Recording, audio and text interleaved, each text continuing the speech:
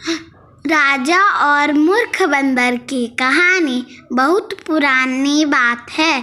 एक राजा के पास पालतू बंदर था।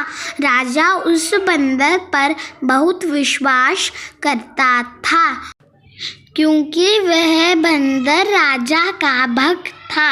बंदर राजा की पूरे मन से सेवा करता था, लेकिन बंदर बिल्कुल मूर्ख था। उसे कोई भी काम ठीक से समझ नहीं आता था। राजा जब भी विश्राम करता, बंदर उसकी सेवा के लिए हाजिर हो जाता था, उसके लिए हाथ पंखा चलाता था।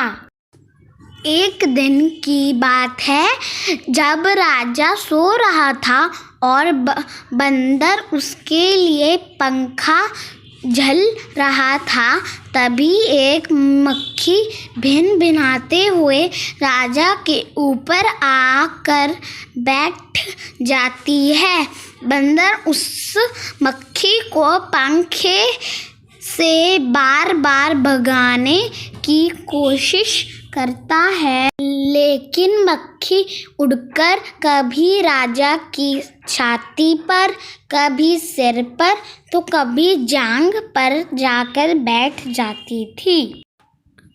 मूर्ख बंदर काफी समय तक ऐसे ही मक्खी को भगाने की कोशिश करता है, लेकिन मक्खी वहां से जाने का नाम नहीं रही थी। यह देखकर बंदर को क्रोध आ जाता है और वह पंखा छोड़कर तलवार निकाल लेता है।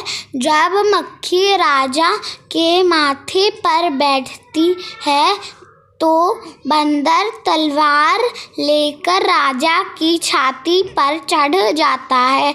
यह देखकर राजा काफी डर जाता है। फिर मक्खी माथे से उड़ जाती है, तो बंदर उसे मारने के लिए हवा में तलवार चलाता है। इसके बाद मक्खी राजा के सिर पर जाकर बैठ जाती है, तो बंदर की तलवार से राजा के बाल कट जाते हैं और जब मूंछ पर बैठती है तो मूंछ कट जाती है। यह देख राजा कमरे से जान बचाकर भागता है और बंदर तलवार लेकर उसके पीछे भागता है। इससे पूरे महल में उथल पुथल मच जाती है।